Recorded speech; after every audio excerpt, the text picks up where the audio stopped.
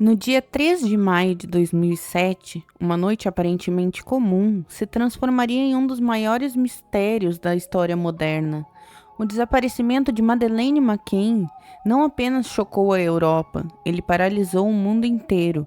E até hoje ninguém conseguiu responder à pergunta mais importante: o que realmente aconteceu com Madeleine?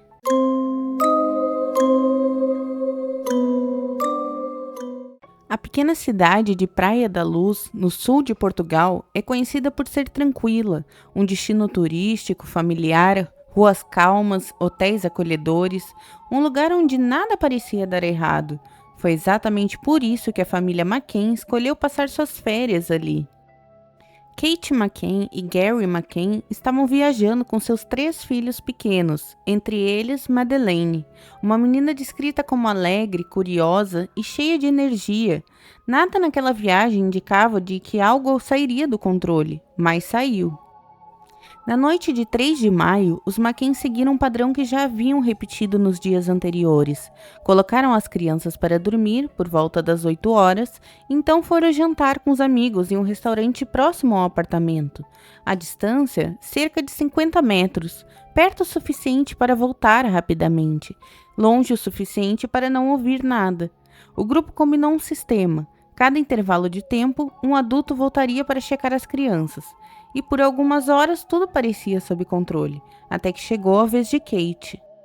Por volta das 10 horas da noite, Kate McCann entrou no apartamento, e naquele instante algo estava errado. A porta do quarto estava mais aberta do que deveria, a janela aberta, a cortina balançando com o vento da noite, e então o detalhe que mudaria tudo: a cama de Madeleine estava vazia, sem sinais de arrombamento claro, sem gritos, sem luta, apenas ausência, um silêncio pesado. O que aconteceu depois foi imediato: gritos, correria, desespero. Levaram ela? Essa foi a frase dita por Kate, e que ecoaria pelo mundo inteiro. A polícia portuguesa foi acionada. Em questão de horas, a pequena Praia da Luz deixou de ser um destino turístico e se tornou o centro de uma investigação internacional. Desde o início, as investigações foram cercadas por críticas. A cena do possível crime não foi isolada corretamente. Pessoas entravam e saíam do apartamento, possíveis evidências foram comprometidas. Com o passar dos dias, as pistas começaram a se perder. E quando isso acontece em um caso assim, o tempo deixa de ser aliado e passa a ser um grande inimigo.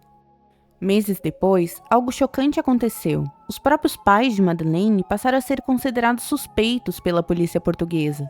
A teoria de que Madeleine teria morrido acidentalmente no apartamento e que seus pais teriam encoberto tudo. Essa hipótese se baseava em interpretações de cães farejadores e inconsistências em depoimentos. Mas havia um problema.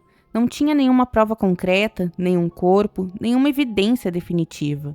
Com o tempo, Kate McCann e Gary McCann foram oficialmente liberados de qualquer suspeita, mas o dano já estava feito. Ao longo dos anos, inúmeras pistas surgiram. Testemunhas afirmaram ter visto um homem carregando uma criança na noite do desaparecimento. Retratos falados foram divulgados, suspeitos foram investigados, mas nada levava a uma resposta definitiva. Até que anos depois, um novo nome entrou no radar: Christian Bruckner, um criminoso alemão com histórico de crimes graves que estava na região na época.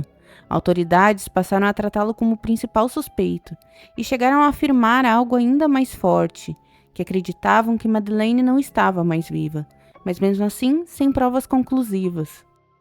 Com o passar dos anos, o caso deixou de ser apenas policial, ele se transformou em um fenômeno global.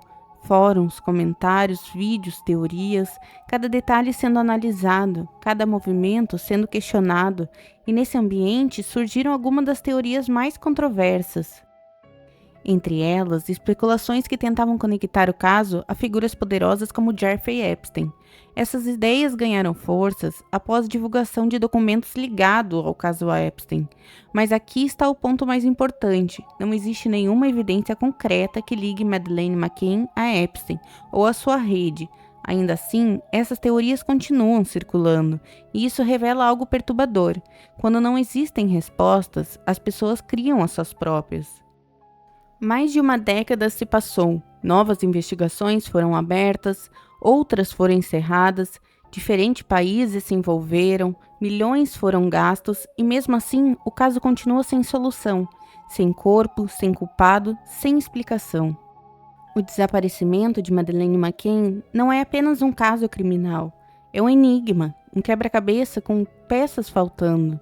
Uma história que parece incompleta e talvez nunca seja totalmente resolvida, porque naquela noite, em um quarto aparentemente seguro, uma criança simplesmente desapareceu, sem deixar rastros, sem dar respostas, e agora a pergunta continua: o que você acha que realmente aconteceu com Madeleine McCann?